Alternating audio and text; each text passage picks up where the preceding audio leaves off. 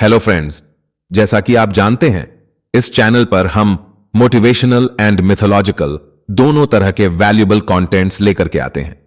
हमारी lifestyle motivation series जैसे कि law of attraction, power of subconscious mind and money manifestation series अभी continue रहेगी, पर अब क्योंकि आजकल श्राद्ध यानी पितृपक्ष शुरू हो गया है, इसलिए आज हम श्राद्ध से रिलेटेड बहुत ही महत्वपूर्ण जानकारी लेकर के आए हैं कि अगर पितृ अगले जन्म को प्राप्त हो गए हों तो भी क्या पिछले जन्म के श्राद्ध का फल उन तक पहुंचेगा। उम्मीद है यह जानकारी आपको अवश्य अच्छी लगेगी। तो आइए वीडियो को शुरू करते हैं। दोस्तों, ये तो आप अवश्य ही जानते होंगे कि पितृपक्ष में पितरों का श्राद्ध किया जाता है और उनके नाम से अन्न और जल का दान किया जाता है। लेकिन यह सवाल तो आपके मन में अवश्य आता होगा कि अगर हमारे पितृ अपने कर्मों के अनुसार अगले जन्म को प्राप्त हो गए हों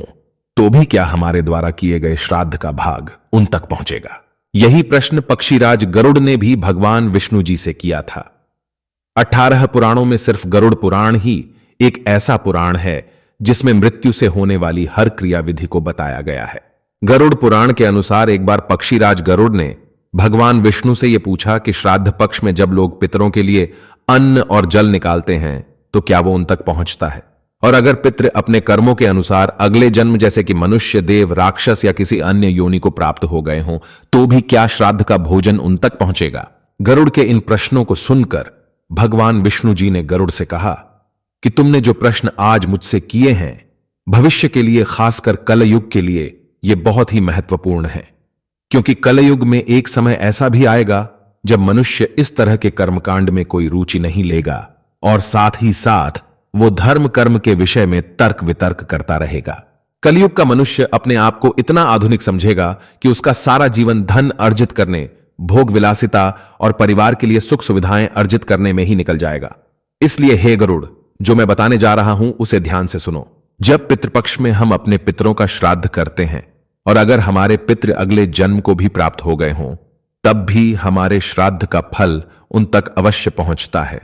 और अगले जन्म में भी जाने अनजाने में उनके अच्छे कर्मों में जुड़कर उनके अच्छे कर्मों की वृद्धि करता है। जब अच्छे कर्मों में वृद्धि होगी तो उसका अच्छा फल किसी न किसी रूप में उन्हें अवश्य प्राप्त होगा और उससे जो खुशी उन्हें प्राप्त होगी उसी का अच्छा फल उनके जाने अनजाने में भी पितृ आशीर्वाद के रूप में पिछले जन्म के वंशजों को प्राप्त होता है। ऐसा इसलिए होता है क्योंकि पितरों ने तो सिर्फ शरीर बदला है, आत्मा तो जन्म जन्मांतर से वही है। भगवान विष्णु ने आगे कहा, जब कोई व्यक्ति अपने पितृ को श्राद्ध अर्पण करता है और यदि वो पितृदेव योनि को प्राप्त हो गया है तो वो श्राद्ध का भाग उसे अमृत रूप में, अगर वो गंधर्व योनि में हो तो उसे भोग रूप में, राक्षस योनि में मांस के रूप में, और अगर वो पितृ पशु योनि को प्राप्त हो गया है तो उसे घास रूप में उस श्राद्ध का भाग प्राप्त होता है। इसी प्रकार अगर वो पितृपक्षी योनि को प्राप्त हो गया है तो उसे फल के रूप में नाग योनि में, वायु रूप में और मनुष्य योनि में उसे भोजन के रूप में श्राद्ध का भाग प्राप्त होता है। भगवान आगे बोले, हे गरुड़, जैसे कि तुमने प्रश्न किया कि श्राद्ध का भाग पितरों तक पहुंचता कैसे है,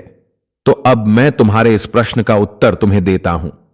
श्राद्ध की क्रिया के तर्पण के समय देवी स्वधा के आह्वान के साथ पितरों के गोत्र एवं नाम लेने मात्र से ही श्राद्ध का भाग उन तक पहुंच जाता है। भगवान बोले,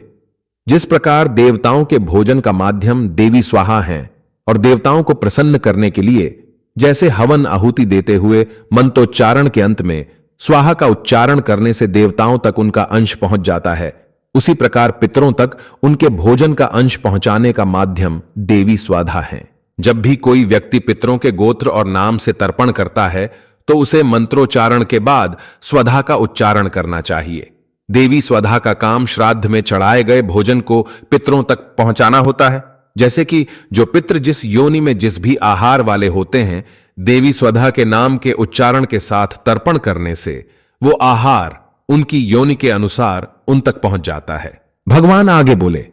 हे गरुड़, जब भी पितृपक्ष की शुरुआत होती है तो स्वर्ग में बैठे पितृगणों को बहुत प्रसन्नता होती है और वे अदृश्य रूप से इस मृत्यु लोक में आ जाते हैं।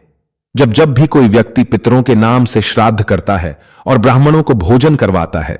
तब वो पितृगण भी अदृश्य रूप से भोजन ग्रहण करके बहुत ही संतुष्ट हो जाते हैं और परिवारजनों को आशीर्वाद दे करके उनके उज्जवल भविष्य की कामना करते हैं। हे गरुड़, अब तो तुम्हें विश्वास हो गया होगा कि पितृपक्ष के समय पितृ अदृश्य रूप से इस मृत्यु लोक में आते ही हैं, और अगर उन्हें असंतुष्ट किया गया तो वे दुखी मन से अपने लोक को वापस लौट जाते हैं तथा अपने वंशजों की घोर निंदा करते हैं। इसलिए परिवार पर जब कोई घोर संकट आता है तो कहा जाता है कि शायद कोई पितृदोष हो। इसलिए मनुष्य को चाहिए कि पितृपक्ष के समय अपने पितरों के नाम से श्राद्ध कार्य अवश्य करे, ताकि उसके परिवार में सुख शांति और पितरों का आशीर्वाद हमेशा बना रहे। दोस्तों, हमने इस पर भी एक डिटेल्ड वीडियो पब्लिश किया हुआ है कि मंत्र के अंत में स्वाहा या स्वधा के उच्चारण का क्या महत्व है। उस वीडियो का लिंक हम डिस्क्रिप्शन बॉक्स में डाल देंगे और उसके साथ ही इस वीडियो के अंत में भी वो वीडियो पॉप अप हो जाएगी, आप उसे भी अवश्य देखें। और अगर ये जानकारी आपको अच्छी लगी हो तो प्लीज हमारे चैनल को सब्सक्राइब कर दीजिएगा एंड बेल आइकॉन को भी अवश्य प्रेस कर दीजिएगा, जिससे हमारे आगे आने वाले वीडियोस की नोटिफिकेशन आपको मिलती रहेगी। Thank you very much.